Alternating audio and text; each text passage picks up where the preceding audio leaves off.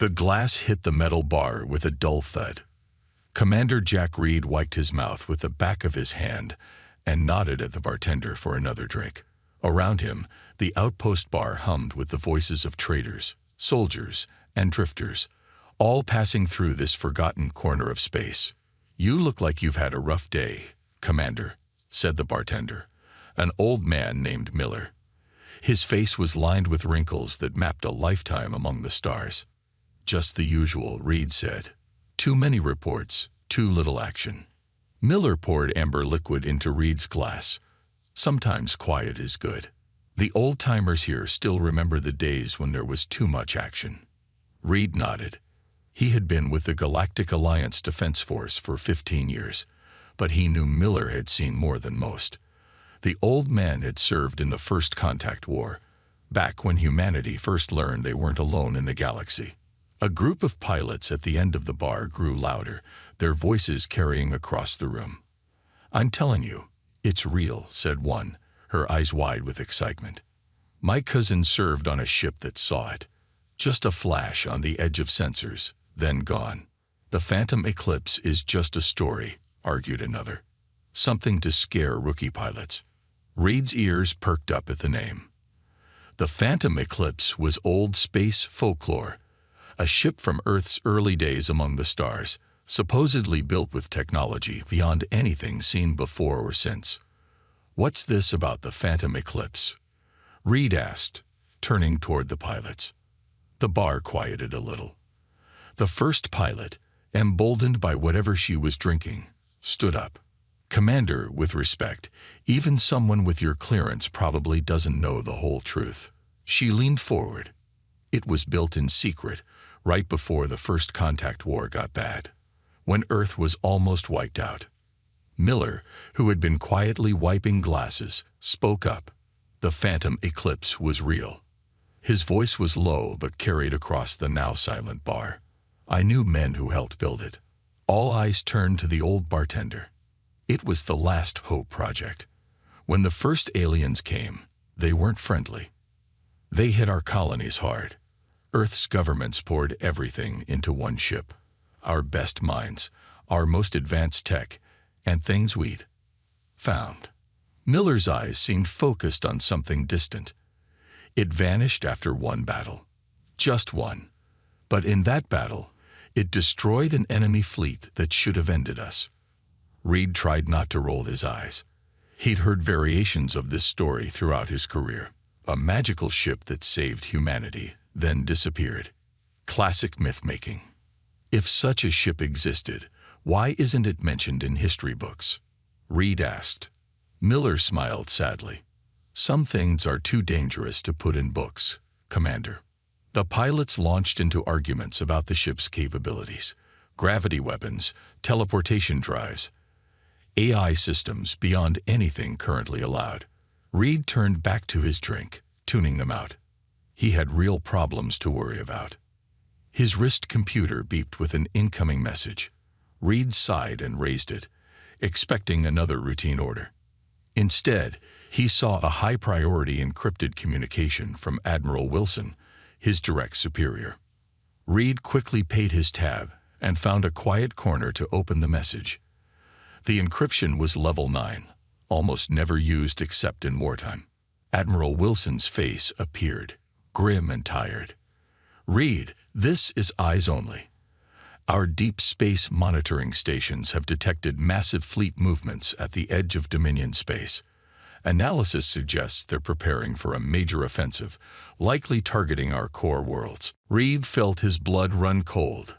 The Dominion was the newest threat to the Alliance, an expansionist empire that had already swallowed 3 smaller civilizations. "I've taken this to the Galactic Council," Wilson continued, "but they don't believe the intelligence. They're calling it a training exercise and refusing to allocate additional resources to our sector." Wilson leaned closer to the camera, lowering his voice. "If the Dominion launches a full-scale attack with the forces we're seeing, we don't stand a chance. Not with our current fleet strength." Reed watched as the Admiral seemed to struggle with his next words. "I'm giving you special orders, Commander. This is outside normal channels. I need you to investigate something. Something that might give us a fighting chance, if the worst happens.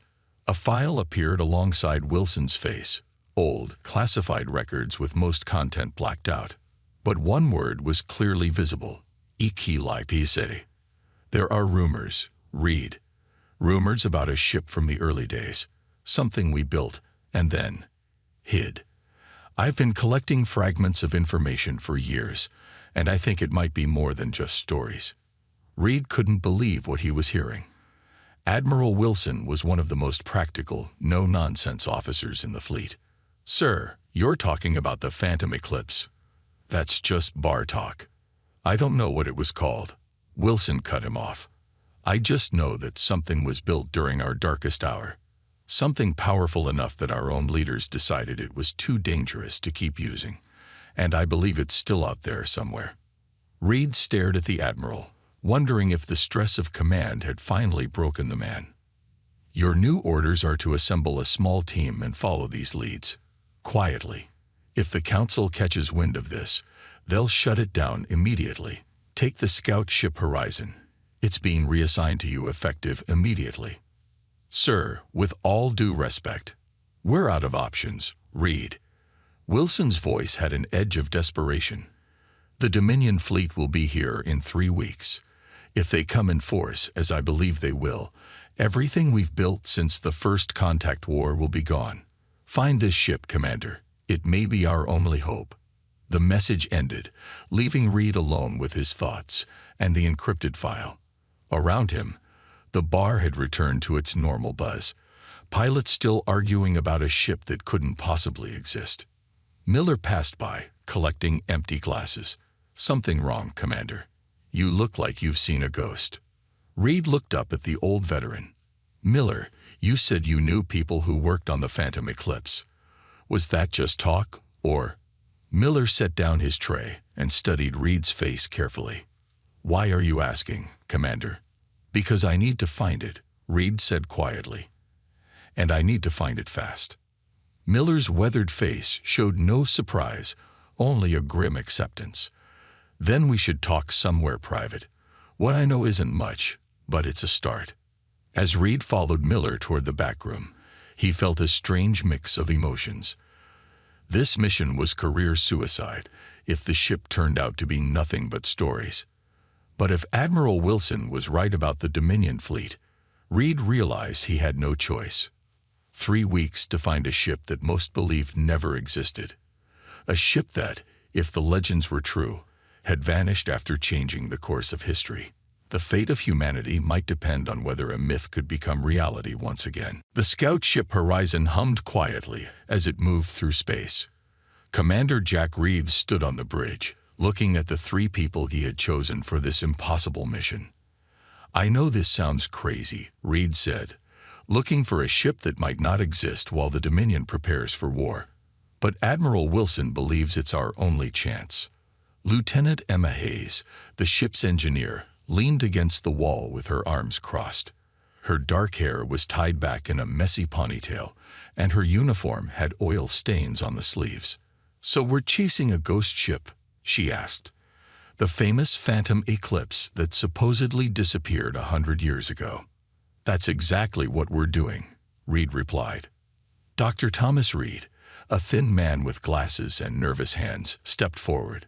He was a xenorchaeologist, someone who studied alien and human ruins. Commander, I've spent my career studying lost technology. If the Phantom Eclipse was real, it would have used science far beyond what we have now. His eyes lit up. The stories say it could bend gravity itself. The 4th person in the room laughed. Marcus Green was not a military man. His leather jacket and scarred face marked him as someone who lived on the edges of lawful space, a smuggler, until recently. My grandfather served on that ship, Marcus said. He never talked much about it, but he left me something that might help us find it. Reed raised an eyebrow. And you're just mentioning this now. Marcus shrugged. Wasn't sure I could trust you military types, but if the Dominion is really coming, I like living too much to keep secrets. He pulled out an old metal disc from his pocket. My grandfather said this was the key to finding the eclipse. I always thought he was just being dramatic. Lieutenant Hayes took the disk and examined it. This is old tech. Pre-war. I'll need time to figure out what's on it.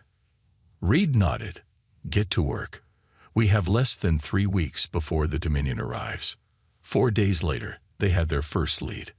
Hayes had managed to extract coordinates from the disk, pointing to an abandoned space station near the border of what used to be contested space during the First Contact War. The Horizon approached the station carefully. The structure looked dead, with no lights or signs of power. Scans show minimal life support still working in the central section, Hayes reported. Something's been keeping basic systems online for a century. Reed led the team as they docked with the station. They wore suits with oxygen supplies, not trusting the station's air. Their boots made hollow sounds on the metal floors as they moved through dark corridors. "This place gives me the creeps," Marcus said over the comm system. "Like we're walking through a grave." Dr. Reed was scanning the walls with a device. This station was a research facility. Top secret, based on the few records I could find. They reached a sealed door with an old Alliance symbol. Hayes worked on the control panel while the others watched the dark hallway behind them. "Got it," she said as the door slid open with a groan of protesting metal.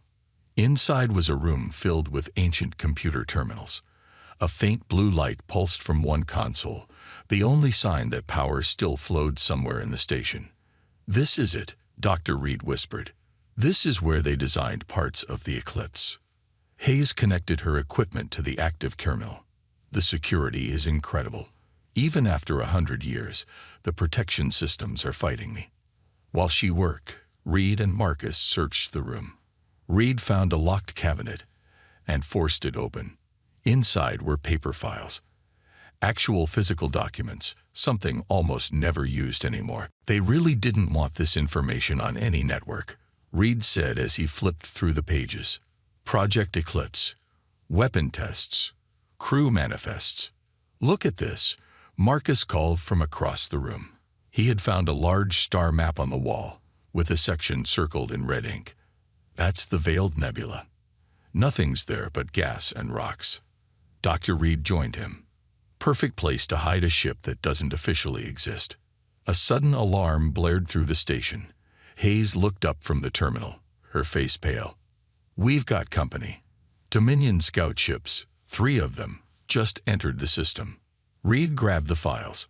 "How did they find us?" "They must have been tracking us," Marcus said, "or they're following the same leads we are." "Download whatever you can," Reed ordered Hayes. "We leave in 2 minutes."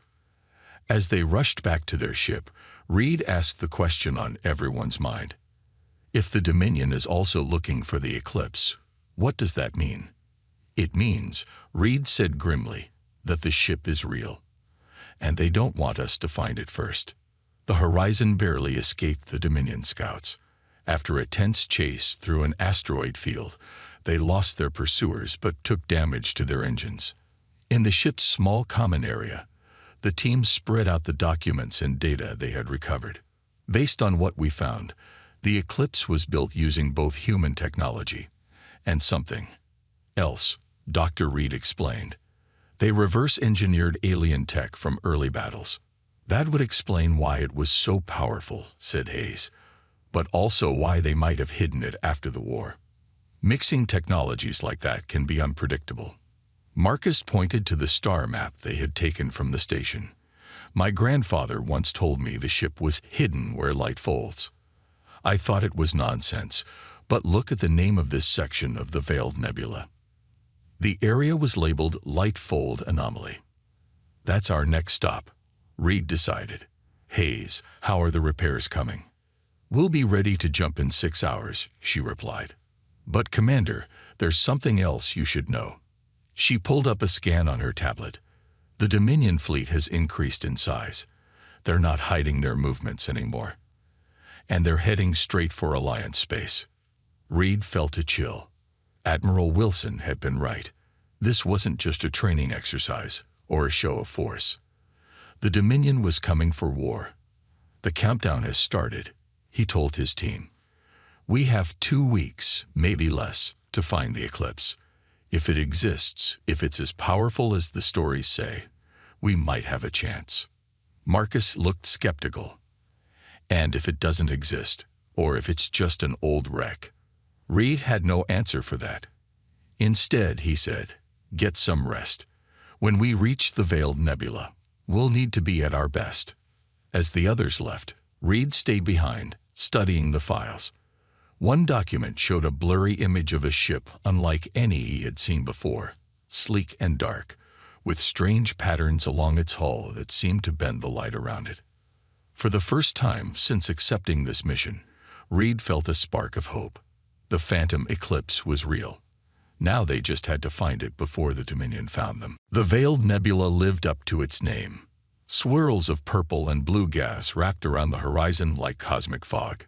Visibility was poor, and the ship's sensors struggled to cut through the dense clouds. This is the perfect hiding spot, Lieutenant Hayes said as she adjusted the sensors.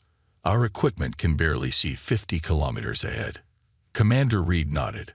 Marcus, what exactly did your grandfather tell you about this place? Marcus stood by the view screen, his eyes fixed on the nebula. Not much, just that the eclipse was hidden, where light bends twice. Whatever that means. Dr. Reed, who had been quiet for some time, suddenly pointed at the screen. There. Did you see that? The others looked but saw nothing unusual in the gas clouds. A flash of light, Reed insisted, just for a second, like something reflecting. Reed ordered the ship to slow down. Hayes, full sensor sweep. Reed, keep your eyes open. They moved deeper into the nebula, tension growing with each passing minute. The Dominion fleet was now just 10 days away from Alliance space. Time was running out. Wait, Hayes called out suddenly.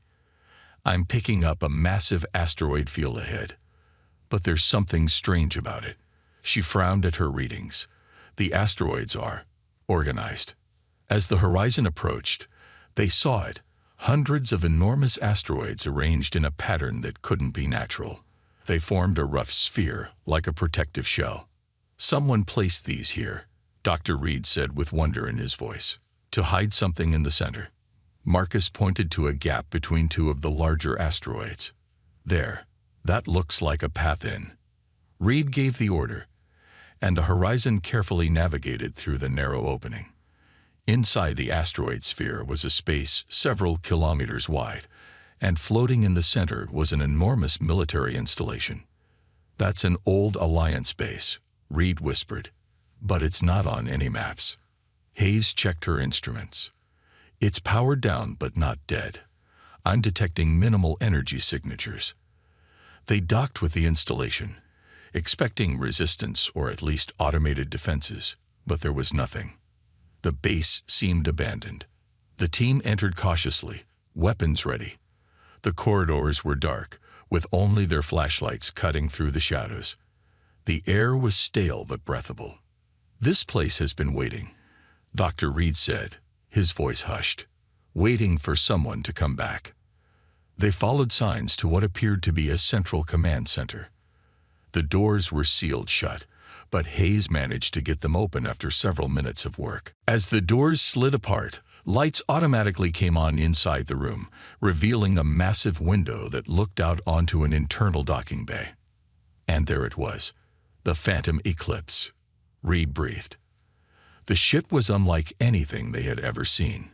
Sleek and dark, almost predatory in design. It was roughly the shape of a crescent moon, with strange patterns along its hull that seemed to absorb rather than reflect light. Though clearly of human design, there were elements that looked alien. Technology grafted onto the original structure. It's real, Hayes said, her voice filled with awe. It's actually real. Marcus walked slowly to the window, placing his hand on the glass. My grandfather wasn't crazy after all. Dr. Reed was already at a computer terminal, trying to bring the systems online. This base was its home, where they built it, maintained it, and eventually hid it. The terminal suddenly lit up, and a voice filled the room. Female, artificial, but with an unsettling human quality. Unauthorized presence detected. Identify yourselves or face immediate termination. Reed stepped forward. I am Commander Jack Reed of the Galactic Alliance Defense Force. We are here under orders from Admiral Wilson. There was a pause, then. No record of Commander Reed or Admiral Wilson in authorized personnel database. You will be removed. Metal panels in the walls slid open, revealing defense turrets that swiveled toward the team. Wait, Dr. Reed shouted. Araya, is that you? Advanced Reconnaissance Intelligence Algorithm. The turrets paused. How do you know that designation? The voice asked. We found records in an abandoned research station. Reed explained quickly. You are the AI that controls the Phantom Eclipse. You were created to protect humanity.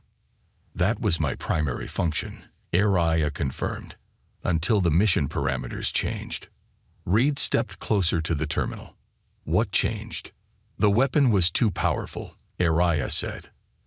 After the first deployment, my crew determined that continued use would pose an existential risk to all civilizations, including humanity. They chose to hide me rather than destroy me. We need your help now, Reed said urgently. The Dominion is preparing to attack Alliance worlds with a fleet large enough to overwhelm our defenses. Millions will die. Araya was silent for a long moment. Then the turrets retracted into the walls. I will allow you access to historical records. You may determine if current circumstances warrant reactivation. The main screen lit up with footage from a century ago. The Phantom Eclipse in battle against an alien fleet. The ship's weapons didn't fire conventional energy blasts. Instead, space itself seemed to distort around enemy vessels, crushing them as if caught in an invisible fist. Gravitational manipulation, Hayes whispered. They weaponized gravity. The footage showed dozens of enemy ships being torn apart. It was both awe-inspiring and terrifying.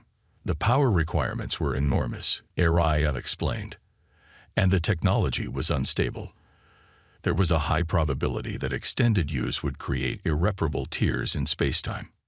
So the crew brought you here and shut you down, Reed concluded.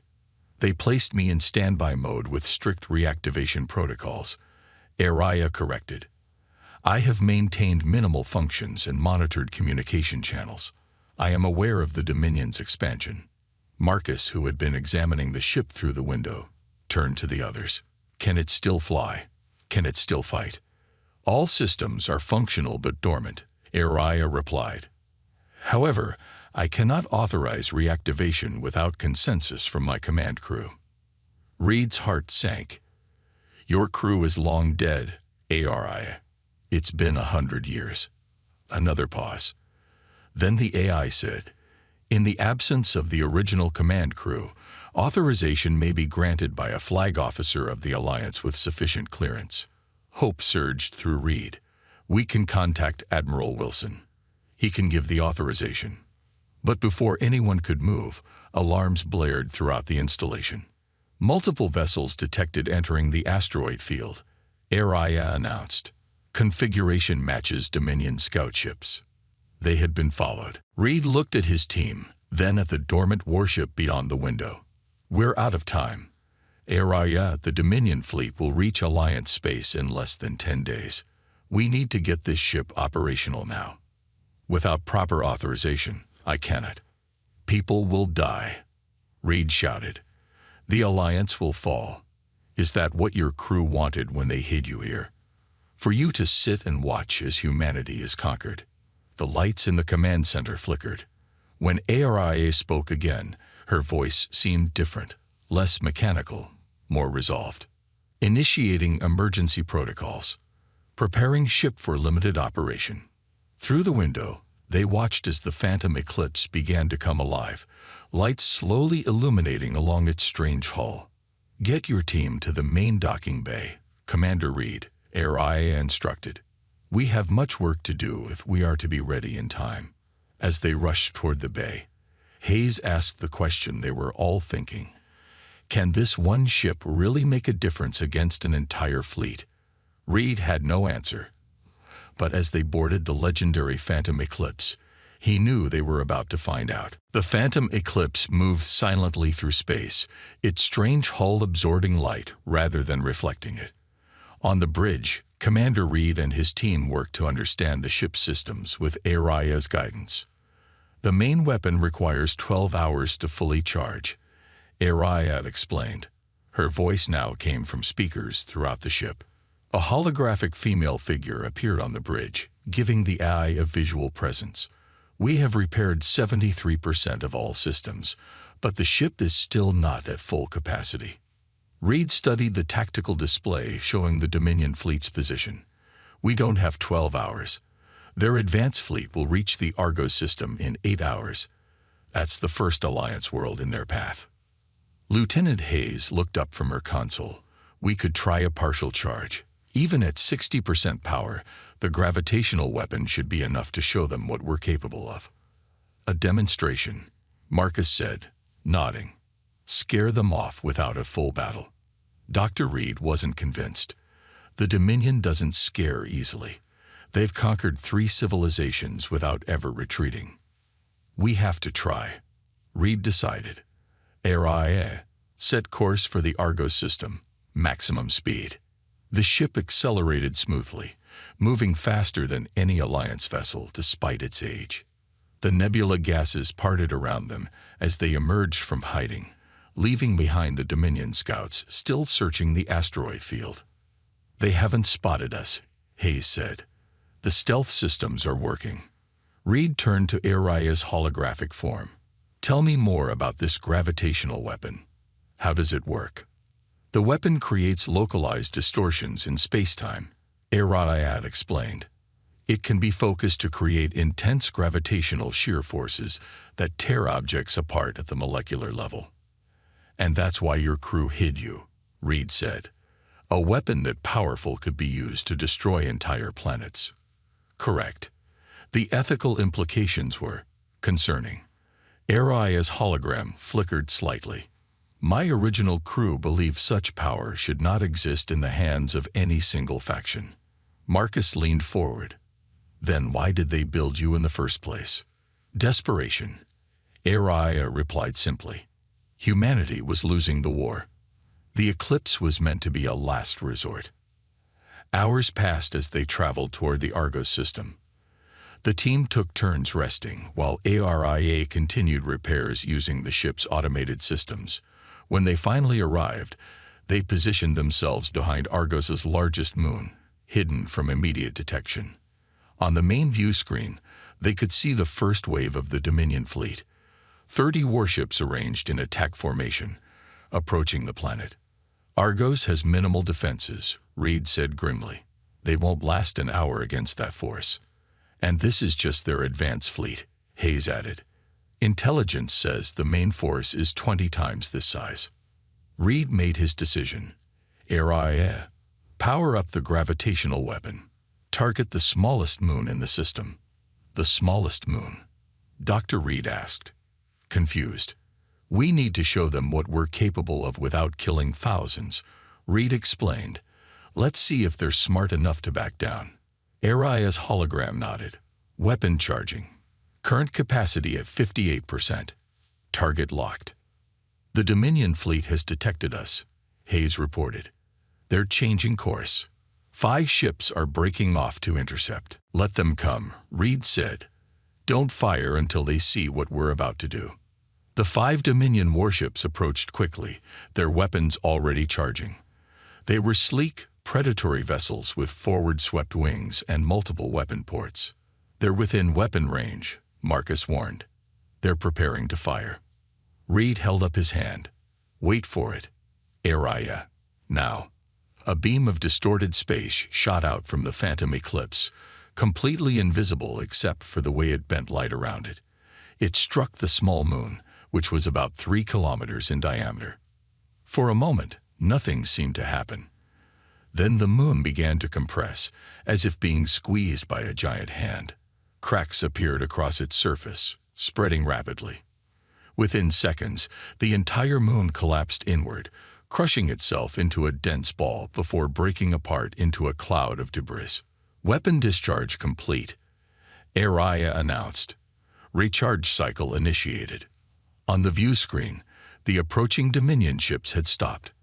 They hovered in space, seemingly unsure how to respond to what they had just witnessed. "They're scanning us," Hayes reported, "trying to figure out what we are."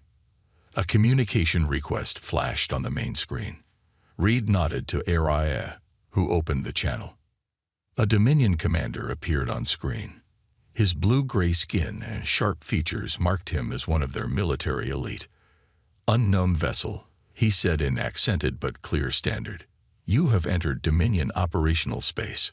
Identify yourself immediately." Reed stepped forward. "This is Commander Jack Reed of the Alliance Defense Force. I suggest you withdraw your forces from this system." The Dominion commander's eyes narrowed. One ship, no matter how unusual, cannot stand against the might of the Dominion. You have seen only a fraction of our fleet, and you have seen only a fraction of what this ship can do. Reed countered. The Phantom Eclipse was built to end wars, not start them.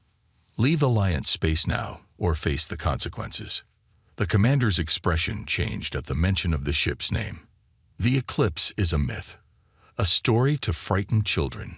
The moon we just destroyed wasn't a myth, Marcus called out from behind Reed. And neither is what will happen to your fleet if you continue this invasion. The communication cut off abruptly. "They're not backing down," Hayes said, watching her console. "All 5 ships are powering weapons, and the main fleet is increasing speed toward Argos." Reed had hoped they would be reasonable, but he wasn't surprised. "Araya, how long until the weapon can fire again?" "Minimum effective charge will be available in 23 minutes, she replied. "We don't have 23 minutes, Reed said as the enemy ships began to move again. "Evasive maneuvers. Hayes, what conventional weapons do we have?" "Standard energy cannons and missile systems," she replied. "Powerful for their time, but nothing special compared to modern ships. Use them. Keep the Dominion busy while the main weapon recharges." Reed turned to Araya. "Is there any way to speed up the recharge?" Araya's hologram flickered. "There is one possibility. We could divert power from the shield systems, but that would leave us vulnerable." "Do it," Reed ordered. "We need that weapon." As the Phantom Eclipse engaged the 5 Dominion ships, the battle quickly turned against them. The Eclipse was powerful, but it was still one ship against 5 modern warships. Without its main weapon, it was outgunned. "Hull breach on deck 4, Hayes called out as the ship shook from another hit. "Shields at 12%. Gravitational weapon at 42% charge," Araya reported calmly, despite the chaos around them. Another blast rocked the ship. "We can't take much more of this," Marcus shouted, helping Dr. Reed, who had fallen during the last hit. Reed gripped the command chair as the ship shuddered again. The situation was desperate, but he had one more card to play. "Araya, initiate Protocol Omega," he ordered. "Make them think we're about to self-destruct." Araya nodded, beginning energy surge simulation, venting plasma. Outside, the Eclipse began to glow with increasing intensity, energy patterns racing across its hull in chaotic patterns.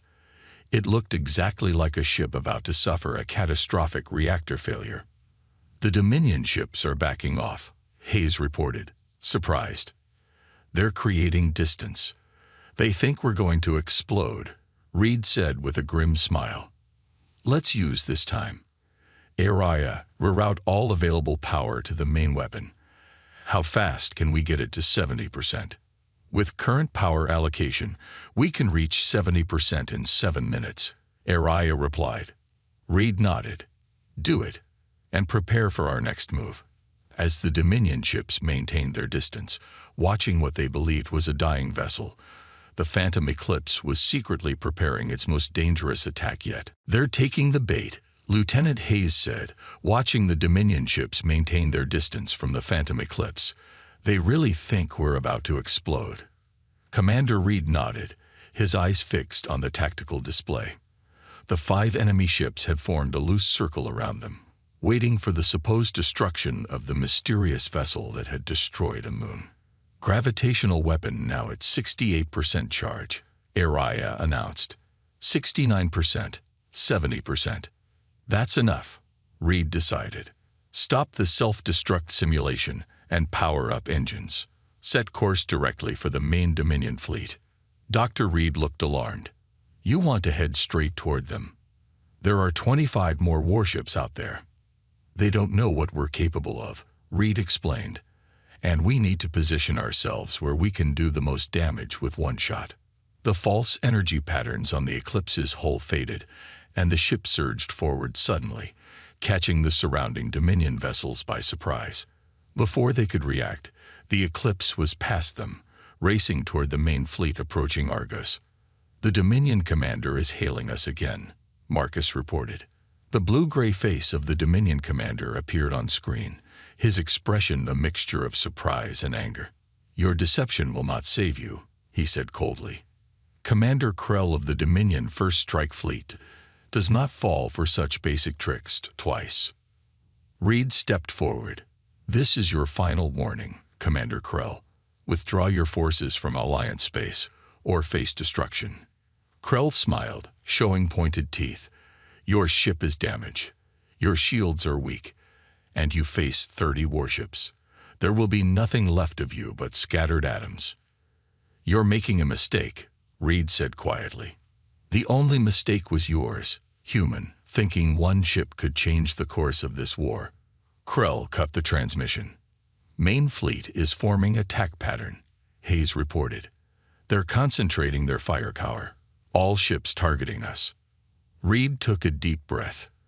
Araya, begin gravitational weapon targeting sequence. Focus on the largest concentration of enemy ships. Targeting sequence initiated, Araya confirmed. Optimal firing position will be reached in 47 seconds. The ship shook as the first volley from the Dominion fleet struck their weakened shields. Shields failing, Hayes called out. Direct hits on our port side.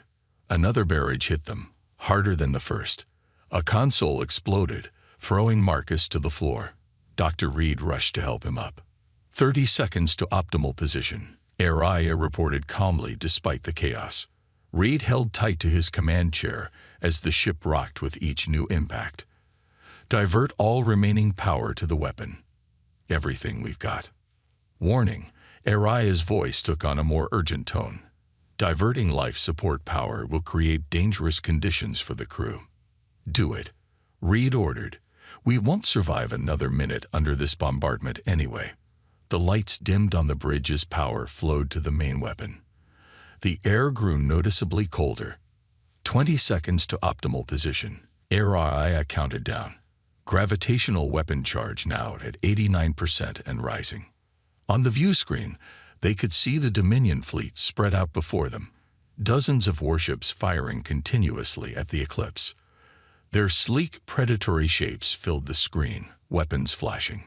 10 seconds, Araya announced. Hayes looked at her readings. Commander, we've got a problem. Commander Krell's flagship is pulling back. He's guessed what we're doing. Is he still in range? Reed asked urgently.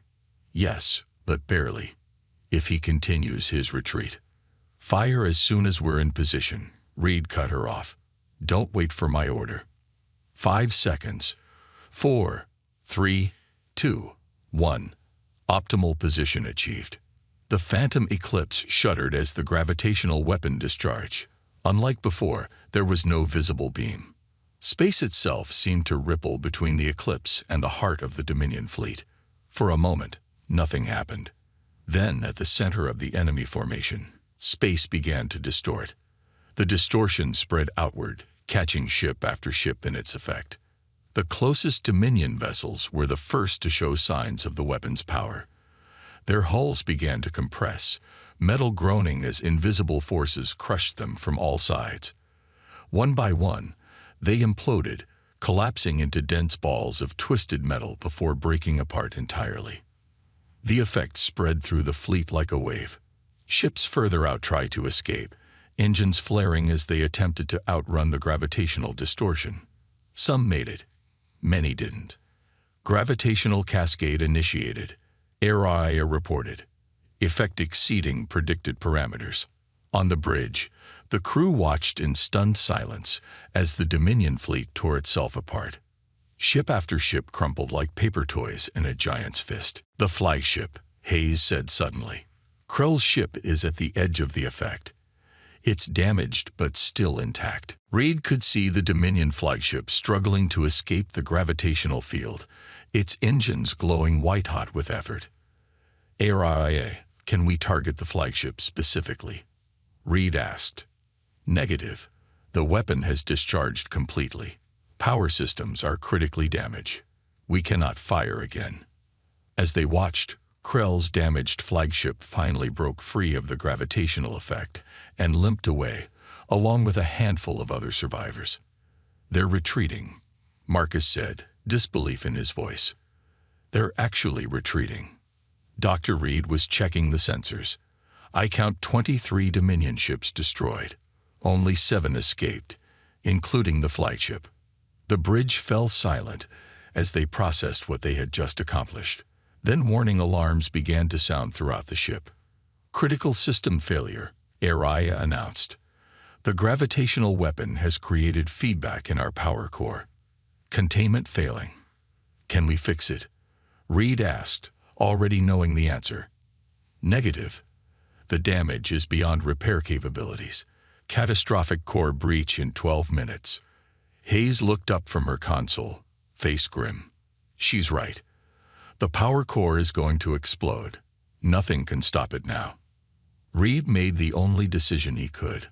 All crew to escape pods. Prepare to abandon ship. As they rushed to evacuate, HFY's hologram followed Reed. "Commander, there is something you should know." "What is it?" HFY. "The original crew did not hide me just because of the weapon's power. They discovered that extended use of the gravitational technology creates tears in spacetime. What happened today has accelerated this process." Reed stopped. "What are you saying?" "The weapon should never be used again. The risk to reality itself is too great." HFY's hologram flickered. "I have initiated a complete data purge.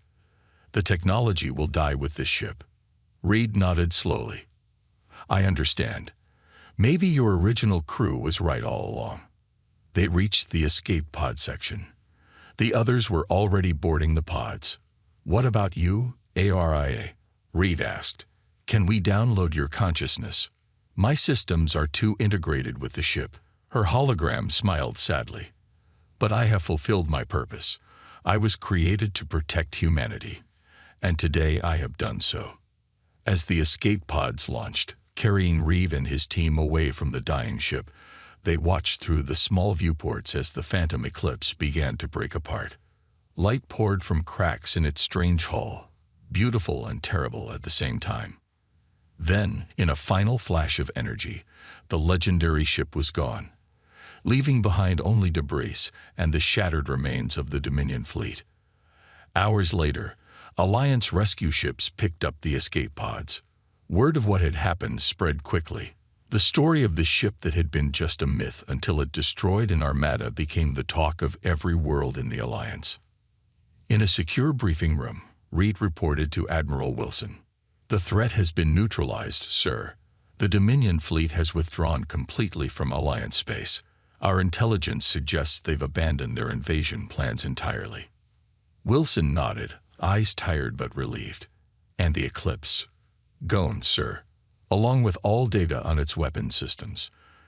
HFY made sure of that." "Probably for the best," Wilson said quietly. "Some things are too dangerous to exist, even in the right hands."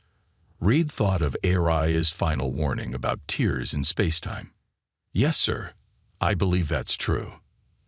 As he left the briefing, Reed found his team waiting for him. Hayes, Reed, and Marcus had become something more than colleagues during their mission. They had witnessed history and then ensured that some parts of that history would never repeat. "What happens now?" Marcus asked. Reed looked at each of them. We go back to our lives. We protect the Alliance, and we remember that sometimes the most powerful weapon isn't a ship or a gravitational beam. What is it then? Dr. Reed asked.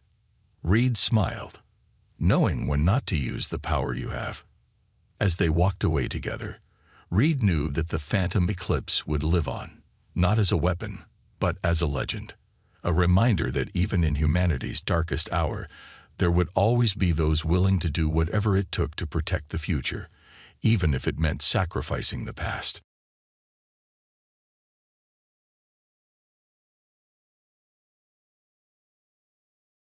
The small survey ship Prospector drifted through the purple clouds of the uncharted nebula. Its engines hummed softly as it moved deeper into the colorful gas clouds that most ships avoided. Commander Marcus Reed stood on the bridge, his eyes fixed on the main screen. "Anything yet, Tom?" Reed asked, rubbing his tired eyes. Thomas Reeves shook his head as he checked the sensor readings. "Nothing valuable, Commander. Just more gas and dust." He tapped his screen with frustration.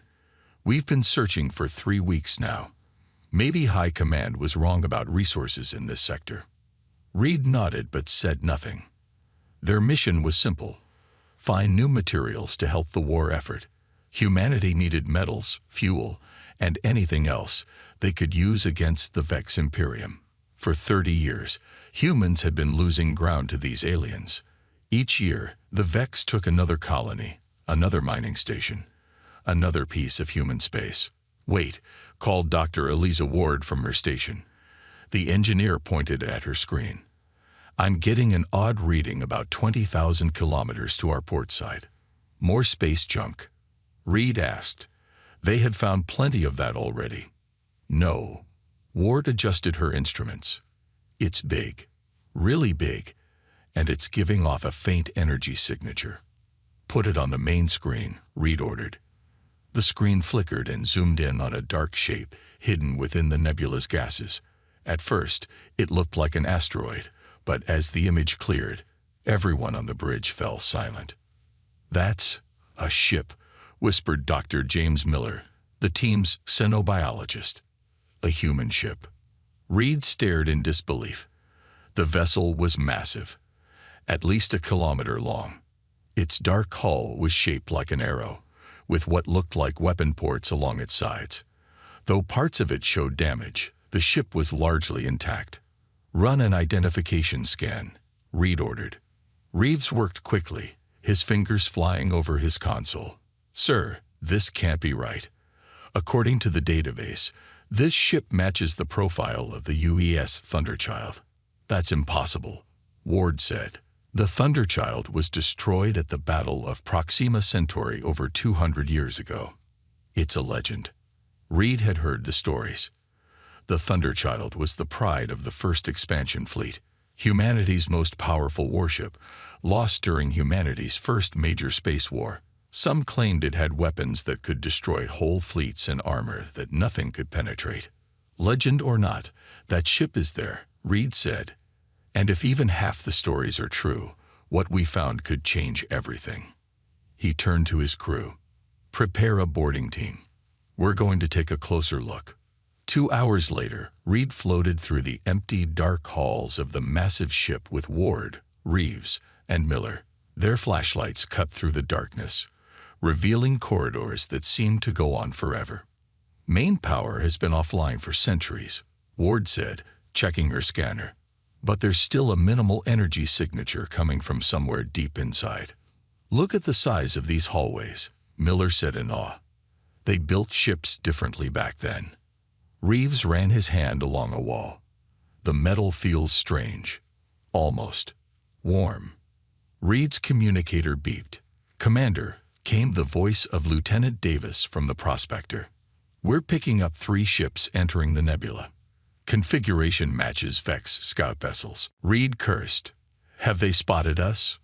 "Unknown, sir, but they're heading in your direction." "Understood. Stand by for emergency extraction." Reed turned to his team. "We need to move quickly. Let's find the bridge." They pushed deeper into the ship, following schematics that Reeves had pulled from the historical database.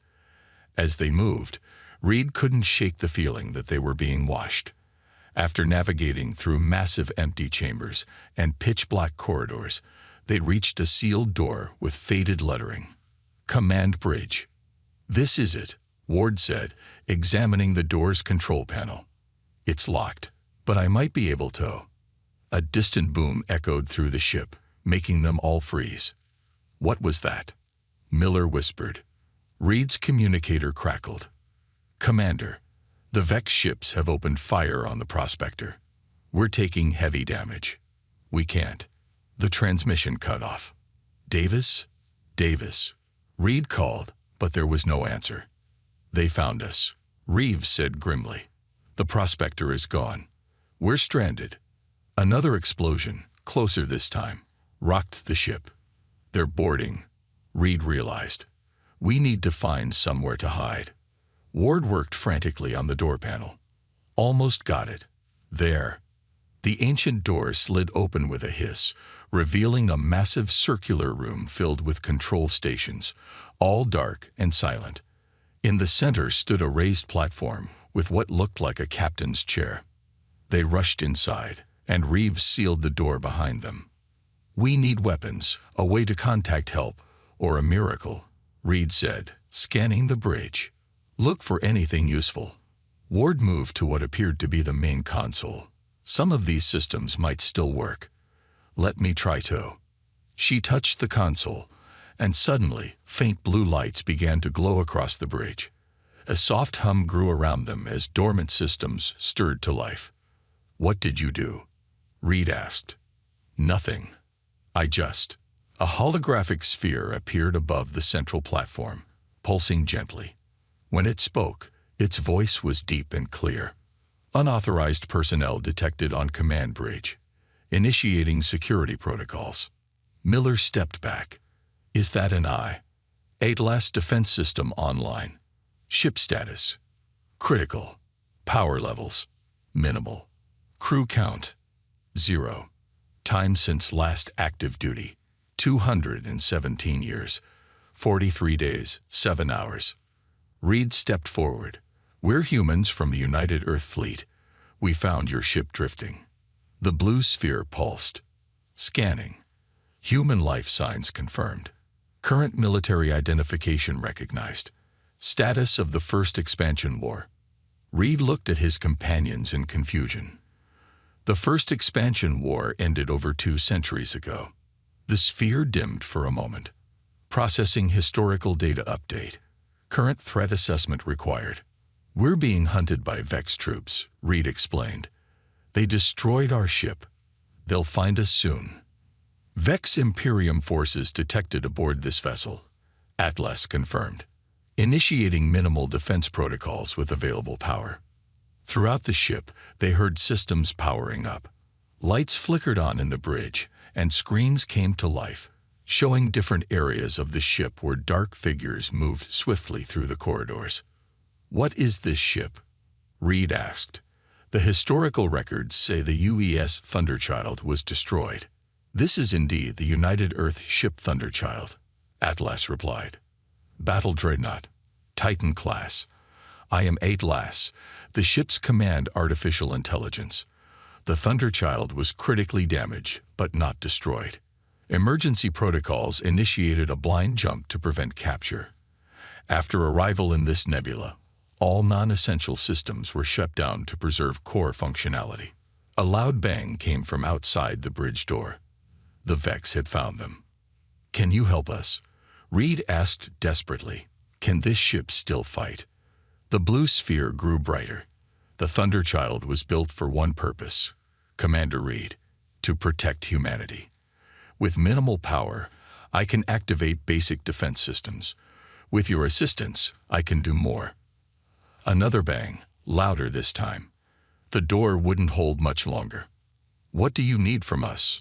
Reed asked. "Your authorization to awaken this ship," Atlas replied. "To bring the Thunderchild back to war." Reed looked at his team, then back at the glowing sphere. "Do it." The lights on the bridge grew brighter. Throughout the massive vessel, long dormant systems began to power up. The deck hummed beneath their feet, Thunderchild awakening protocols initiated, Atlas announced.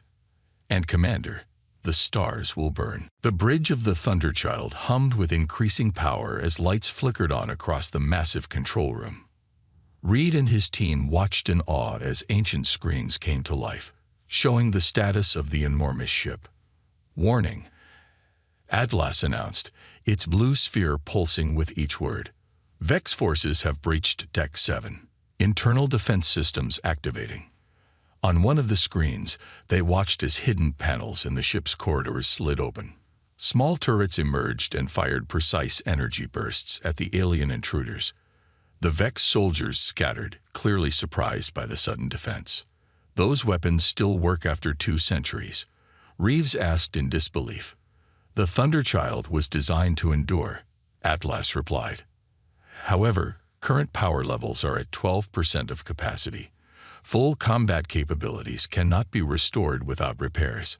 Another explosion shook the ship. Ward grabbed a console to steady herself. They're using heavy weapons, she warned. Even a ship this size can't take that kind of punishment forever. Reed studied the ship's layout on a nearby screen. Atlas, is there a way to get this ship moving? Can we escape? Main engines are offline, the AI responded. However, maneuvering thrusters have minimal functionality. With proper authorization, I can activate the emergency jump drive, but it requires significant power redirection. Reed nodded.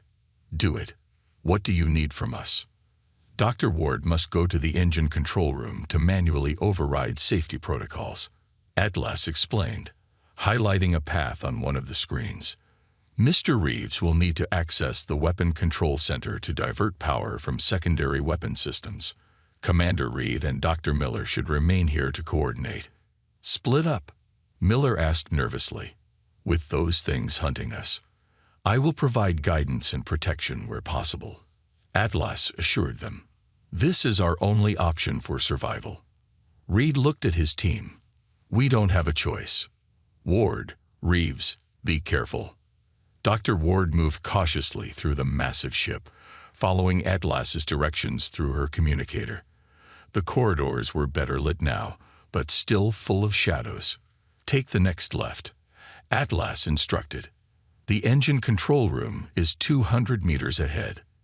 Atlas, Ward said as she walked. How did this ship survive? The history books say the Thunderchild was destroyed protecting civilian ships. That was the official report, Atlas replied. The truth is more complex. The Thunderchild was critically damaged in the battle. Captain Amelia Drake, knowing the ship would be captured, activated the experimental jump drive with no destination set. Her final order was, anywhere but here. She sacrificed herself, Ward realized. The entire crew did. The jump drive was untested. They knew the chances of survival were minimal. But they also knew the ship's technology could not fall into enemy hands. Ward reached a massive door marked Engine Control. It slid open as she approached. So the ship jumped here, to this nebula, she said, entering the room, and has been drifting ever since. Correct. With critical damage and minimal power, I placed all systems in dormancy to preserve core functionality. I have waited 217 years for human contact. The engine control room was enormous, filled with complex machinery that hummed with building energy. Ward approached the main console. What now? She asked. You must override the safety protocols, Atlas explained. The console will require DNA verification to confirm human authorization. Ward placed her hand on the scanner. A beam of light passed over it. Human DNA confirmed, Atlas announced. Safety protocols disengage. Engine power building. Meanwhile, Reeves made his way to the Weapon Control Center. Unlike Ward, he hadn't been lucky enough to avoid the aliens. Twice he had to hide as Vex patrols passed by, their odd, clicking language echoing in the corridors. You're almost there, Atlas guided him. The Weapon Control Center is just ahead. There are too many of them, Reeves whispered. How did they get a boarding party this large on the ship so quickly? Scans indicate they have brought a cruiser alongside the Thunderchild. Atlas replied. They are cutting through the hull in multiple locations. They're trying to take the ship, Reeves realized. They want its technology. That cannot be allowed, Atlas stated firmly. The weapons systems of the Thunderchild are beyond anything in the current human arsenal. If the Vex obtain them, humanity will face extinction. Reeves finally reached the Weapon Control Center, a circular room with stations for what would have been dozens of weapons officers. Now it stood empty, with only the soft glow of reactivated screens. "What do I do?" he asked. "Access the main terminal. I need you to manually reroute power from the secondary weapon arrays to the jump drive." Reeves worked quickly, following Atlas's instructions. As screens showed power levels shifting, a sudden alarm blared. "Incoming Vex units," Atlas warned. "3 soldiers approaching your position." Reeves looked around desperately for a weapon, but found nothing. "I can't fight 3 of them." "You won't have to," Atlas replied. The door to the Weapon Control Center sealed shut. "I have locked down this section. Focus on your task." Reeves heard banging on the door as he worked. "They'll break through eventually. Then we must be gone before that happens." On the bridge, Reed and Miller monitored the ship's status as power levels gradually increased. "Ward and Reeves have successfully completed their tasks," Atlas reported. "Jump drive power at 60%. Sufficient for a short-range jump." "How far can we go?" Reed asked. "Approximately 5 light years, enough to reach the edge of this nebula." Miller pointed at one of the screens. "Commander, look at this." The screen showed the Vex cruiser attached to the Thunderchild like a parasite. More alien soldiers poured into the human ship. "We need to go now," Reed decided. "Atlas, can you seal off the sections they breach? Cut them off from the rest of the ship." "Affirmative." Bulkhead doors closing. Throughout the ship, massive doors slammed shut, trapping many of the Vex invaders. Those caught between sections found themselves facing the ship's internal defenses. "Jump drive at 72% and rising," Atlas announced. "Calculating jump coordinates." The ship shuddered as the Vex cruiser fired its weapons at the Thunderchild's hull. "Can this ship take that kind of punishment?" Miller asked nervously.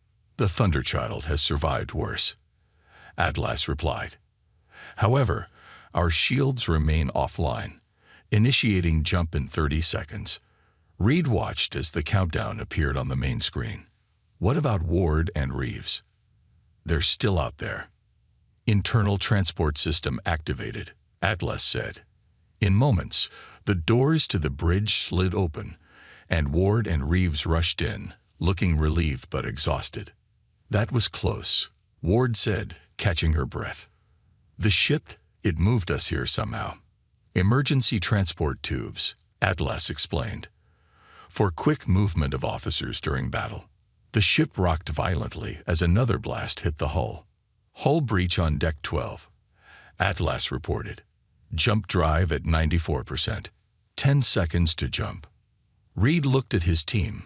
4 humans on a ship designed for thousands, about to take a 2-century-old vessel on its first jump in over 200 years. "Everyone hold on to something," he ordered.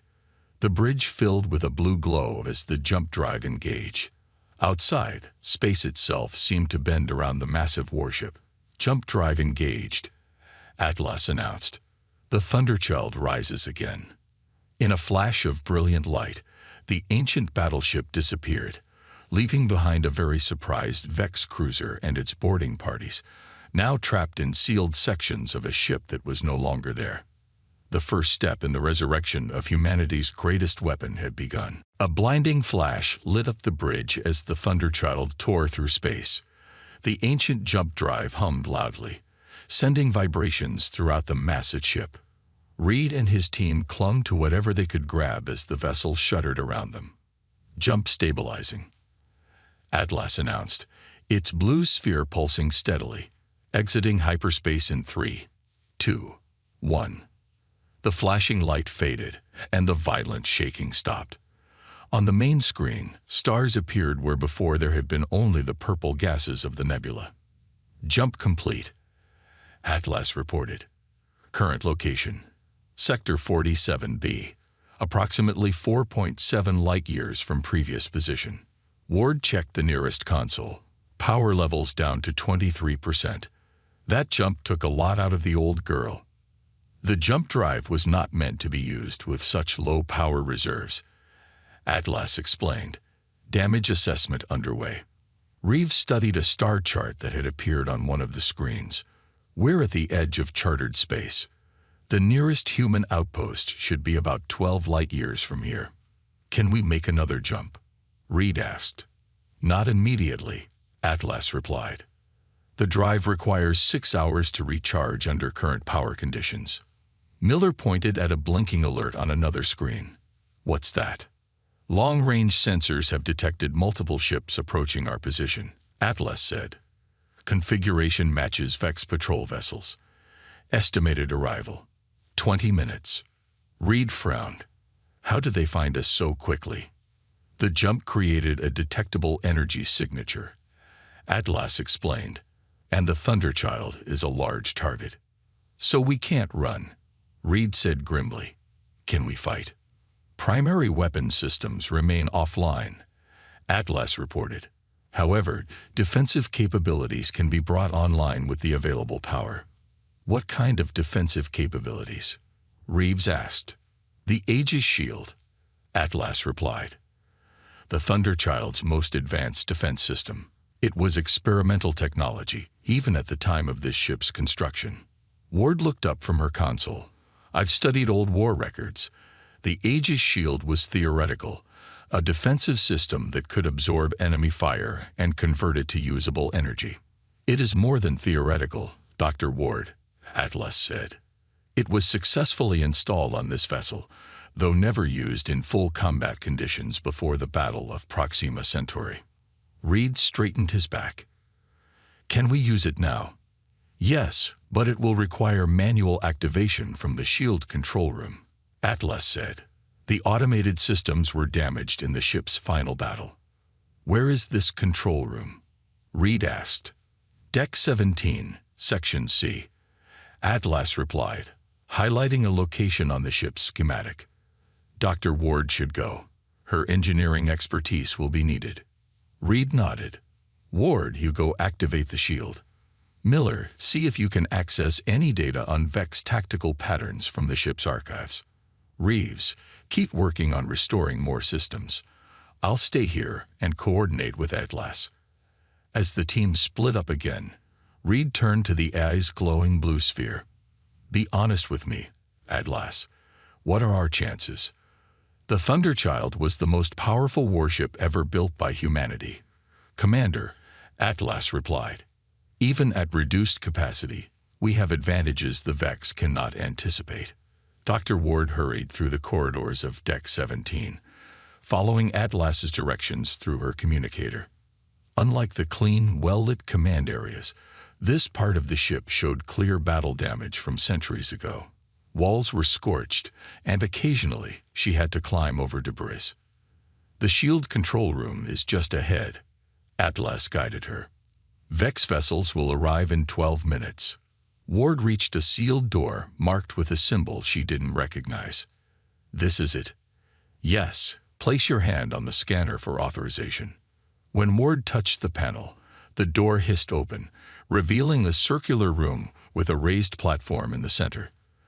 The platform held what looked like a control pillar with handprints marked on either side. "What is this?" she asked, approaching the pillar.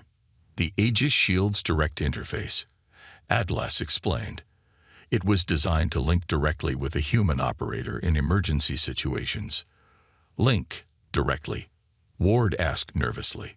"It will form a temporary neural connection, allowing you to shake the shield's energy through your thoughts.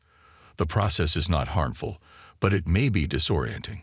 Ward took a deep breath. "Will it work? After all this time?" "The system has been in stasis, not shut down," Atlas replied. "It should function as designed." With no other choice, Ward stepped onto the platform and placed her hands on the marked spots. Immediately, blue light flowed up her arms like liquid. She gasped as strange sensations flooded her mind. What's happening?" she whispered. "Neural link established," Atlas reported. "The Aegis shield is now online and under your control, Dr. Ward." On the bridge, Reed watched as the main screen showed 5 Vex warships approaching. They were sleek, predatory-looking vessels, each armed with weapons that could tear apart normal human ships. "They'll be in firing range in 2 minutes," Reed reported. Miller looked up from his console. "Commander, I've found something in the archives. Tactical data on early Vex encounters. Information we thought was lost when their homeworld was destroyed."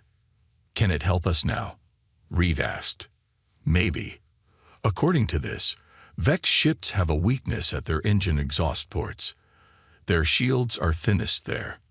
Not much use without weapons," Reeves muttered. The ship's comm system activated. "Commander," Ward's voice came through, sounding strange and distant. "The shield is online. I can feel it. It's like nothing I've ever experienced." "Vex ships charging weapons," Reeves warned. "Atlas, can we hail them?" Reed asked. "Buy some time. Communications are functional, but inadvisable," Atlas replied. "Vex protocol is to open fire on human vessels without warning." As if to confirm this, bright beams of energy shot from the lead Vex ship, striking the Thunderchild's hull. Instead of the expected explosion, the point of impact glowed blue. Energy seemed to flow across the ship's surface like water. "Shield holding," Atlas reported. "Energy absorption at 12% and rising." More Vex ships fired, their weapons hitting the Thunderchild from different angles. Each impact created the same flowing blue energy across the ship's hull. "Dr. Ward, status," Reed called. "It's incredible," Ward responded, her voice filled with wonder. "I can feel their attacks. The shield is turning their energy against them. Power levels rising to 30, now 35%. Reed couldn't believe what he was seeing. The more the Vex fired, the stronger the Thunderchild became. "They're moving to surround us," Reeves reported. "Let them come," Reed said with growing confidence. "Atlas, are any weapons systems available now?"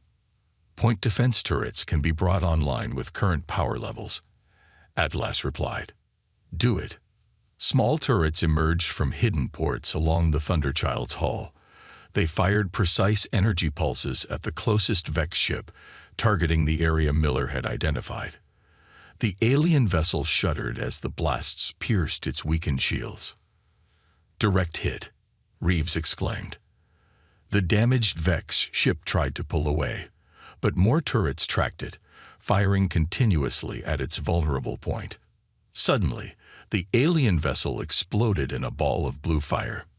The remaining Vex ships stopped firing and began to retreat. "They're running," Miller said in disbelief. "The Thunderchild was a legend for a reason," Atlas stated. "And now the Vex have rediscovered why." Ward returned to the bridge, looking exhausted but exhilarated. "The shield is stable. Power levels at 42% and holding." Reed looked at his small crew with pride. "Good work, everyone. But this is just the beginning. The Vex will be back, and in greater numbers." "Then we'd better be ready," Reeves said. Reed nodded.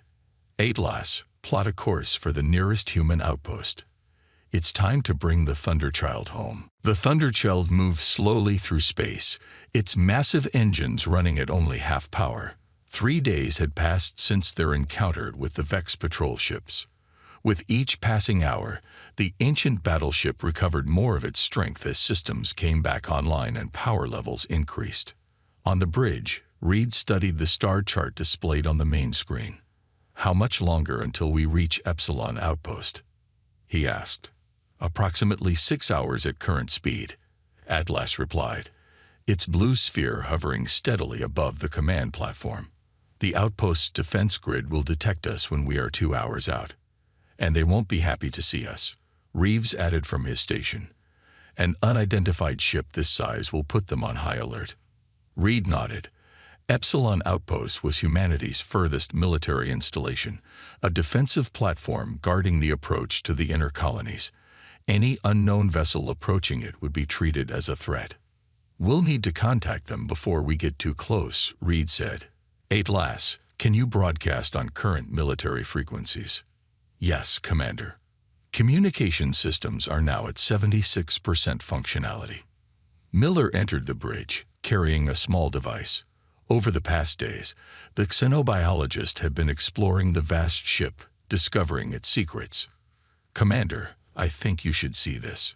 He placed the device on a console, and a holographic display appeared above it. I found this in the science lab on Deck 9. It's a complete tactical database of Vex fleet movements from the first expansion era. Reed's eyes widened. This data was lost when the Proxima Centauri archives were destroyed. Not lost, Miller said excitedly. Just hidden here on the Thunderchild. And there's more. Look at this comparison. The hologram shifted to show two ship designs side by side, one clearly Vex, the other human. The propulsion systems are nearly identical, Ward said, joining them at the console. How is that possible? The Vex didn't develop their technology on their own, Miller explained. They reverse-engineered it from captured human ships, including systems similar to the Thunderchild's. Reed stared at the display.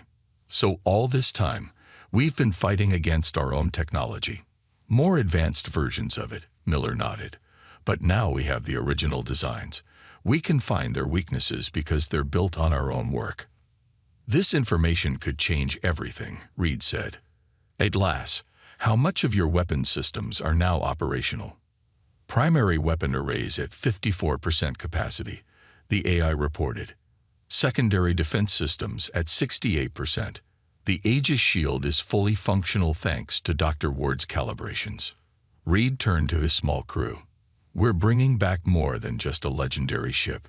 We're bringing back the knowledge humanity needs to win this war. 2 hours from Epsilon Outpost, the Thunderchild was spotted by long-range sensors. Immediately, alarms sounded throughout the human facility. Admiral Laura Bennett stood in the outpost's command center, watching as technicians tracked the approaching vessel. What do you mean you can't identify it? She demanded of her sensor officer. Something that size should be in our database. It's not matching any known configuration. Admiral, the officer replied nervously. It's huge, at least 1 kilometer long. Vex? Bennett asked. No, ma'am. The design appears human, but older somehow. A communications officer called out. Admiral, we're receiving a transmission from the vessel. Put it through, Bennett ordered. The main screen flickered to life, showing Reed's face. Epsilon Outpost. This is Commander Marcus Reed of the United Earth Fleet. Authorization code Sierra Tango 217. Bennett stepped forward. Commander Reed, your survey ship was reported missing 3 weeks ago. My original ship was destroyed, Admiral, Reed replied. But we found something else. He stepped back, allowing the camera to show more of the Thunderchild's bridge. We're aboard the UES Thunderchild. A stunned silence fell over the command center. That's impossible, Bennett finally said. The Thunderchild was lost 2 centuries ago. Not lost, Admiral. Just waiting to be found. Request permission to dock for repairs and crew transfer. Bennett hesitated, then nodded to her officers. Prepare a security team and clear docking bay 1. If this is some kind of trick. The Thunderchild dwarfed the outpost as it approached. Workers and soldiers gathered at viewports to watch the legendary ship's arrival. Many took pictures with their personal devices, and soon news of the vessel's return spread across human communications networks. When Reed and his team stepped off the ship, they were met by Admiral Bennett and 24 armed guards. I apologize for the welcome, Bennett said, eyeing them cautiously. But you understand our concern. I do, Reed replied. If you'd like to come aboard and see for yourself, Admiral, I think you'll find it answers most of your questions." Bennett followed Reed into the Thunderchild, her security team close behind. As they walked through the massive corridors, the Admiral's expression shifted from suspicion to awe. "This is really it," she whispered. "The Thunderchild. My grandfather used to tell me stories." When they reached the bridge, Atlas greeted them, its blue sphere materializing above the command platform. "Welcome aboard, Admiral Bennett. I am Atlas, the ship's artificial intelligence." Bennett approached the hologram cautiously. "How has this ship survived all these years?" As Atlas explained the Thunderchild's history, engineers from the outpost began examining the vessel's systems. Word of the ship's return traveled quickly, and within hours, the highest levels of Earth Command knew of the discovery. "High Command is sending a battle group to escort you to Earth," Bennett told Reed later that day. "They're calling this the most significant discovery in 50 years of war." Reed nodded. "The ship is important, but what's inside it may be even more valuable." He showed her the tactical data Miller had found. The Thunderchild isn't just a weapon. It's the key to understanding Vex technology. "This could change everything," Bennett said, examining the data. "There's something else you should know," Reed added. "Atlas will only accept commands from me and my team. It's part of the ship's security protocols. It won't recognize any authority but ours."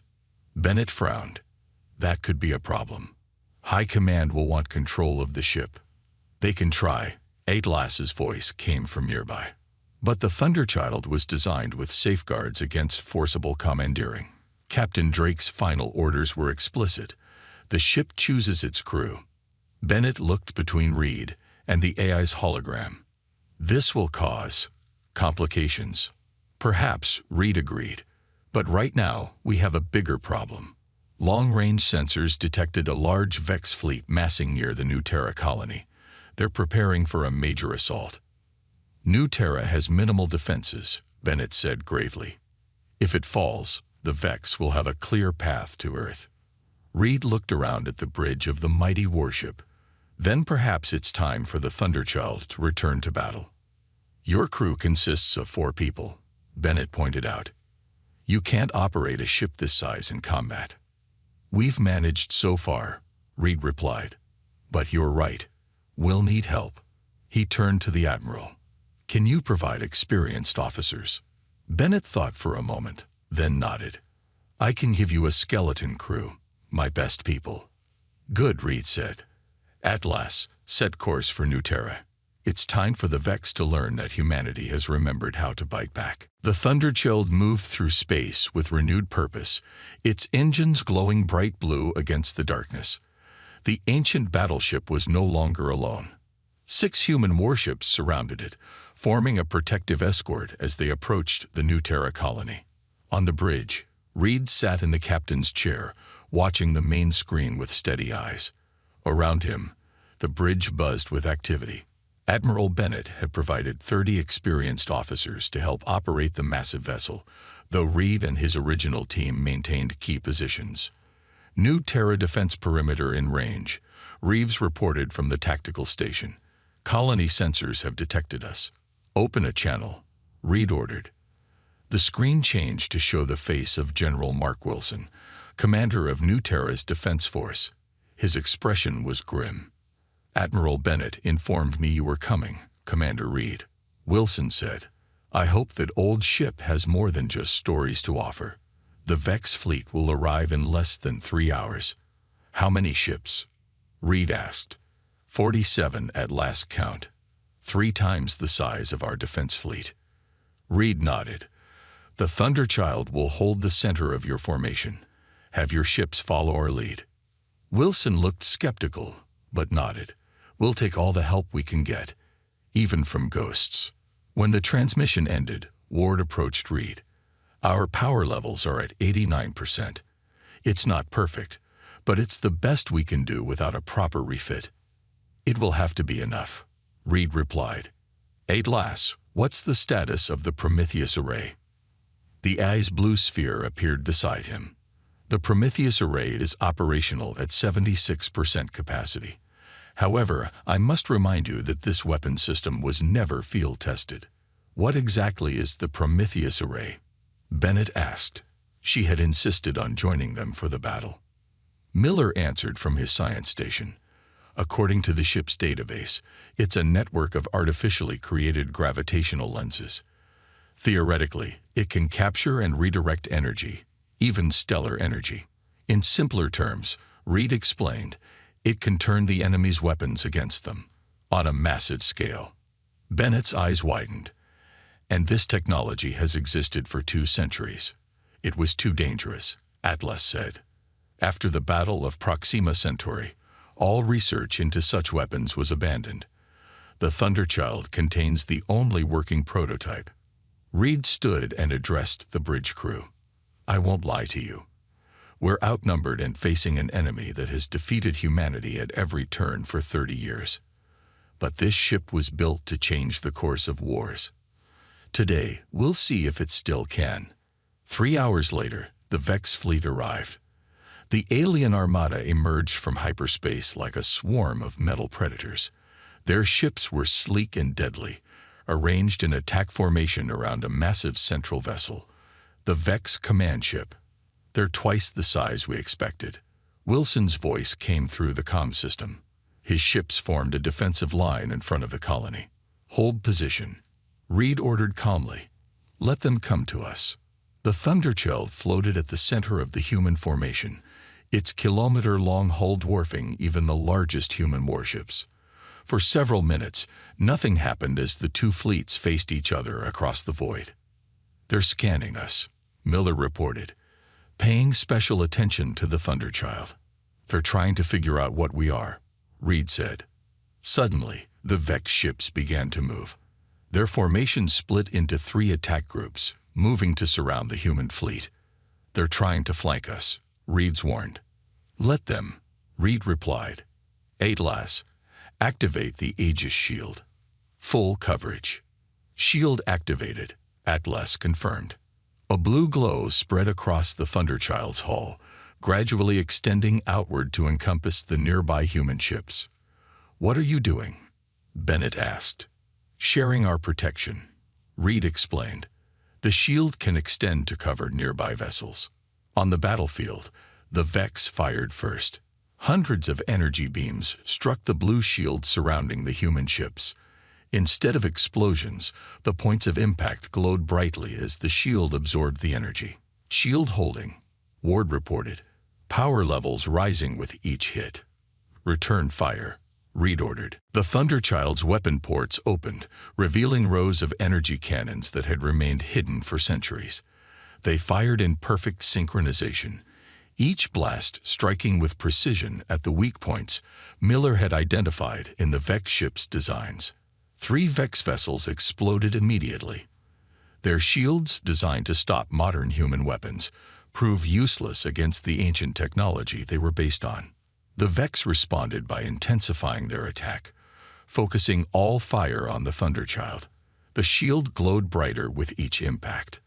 They recognized the ship, Miller realized. They know what it is. Power levels at 112% and rising, Ward reported with amazement. The shield is converting their energy faster than we can use it. The battle continued as the human fleet, protected by the Thunderchild's shield, began to advance. More Vex ships fell to the ancient battleship's weapons. Then the massive Vex command ship moved forward. Its front section opened to reveal what looked like a miniature sun, a weapon capable of destroying planets. They're charging their Nova cannon, Reed warned. That thing could vaporize the colony. At last, Reed said calmly, activate the Prometheus array. Activating now, the eye replied. Target locked. From ports along the Thunderchild's hull, small satellite-like devices emerge, arranging themselves in a complex pattern between the human fleet and the Vex command ship. What's happening? Bennett asked. Watch, Reed said simply. The Vex Nova cannon fired, releasing a beam of pure stellar energy that streaked toward New Terra. When it reached the Prometheus array, something extraordinary happened. The beam seemed to bend, caught by the gravitational lenses. It hung suspended for a moment, a stream of fire frozen in space. Redirecting energy, Atlas announced. The captured beam suddenly reversed direction, splitting into dozens of smaller beams that struck the Vex fleet from multiple angles. Ship after ship exploded as their own weapons' energy tore through them. The command ship took the brunt of the redirected energy. Its shields failed instantly, and its hull began to break apart. In a cascade of explosions, the massive vessel split in two, then dissolved into a field of debris. Silence fell across the battlefield as both sides processed what had just happened. All Vex ships are retreating, Reeves reported, his voice filled with disbelief. On the main screen, they watched as the surviving alien vessels jumped away, fleeing from the power they couldn't comprehend. Reed turned to his crew. Send word to Earth Command. Tell them humanity just won its first major victory in 30 years. And it won't be the last. Bennett stared at him. What happens now? Reed looked around at the bridge of the legendary warship that had changed the course of the war in a single battle. Now, Admiral, we take the fight to them. The Thunderchild has returned, and the stars will burn until humanity is safe again. As the human fleet regrouped around the ancient battleship, news of the victory spread across human space. For the first time in 3 decades, people looked to the stars not with fear, but with hope. The forgotten battleship had awakened, and the Vex would learn to fear its name.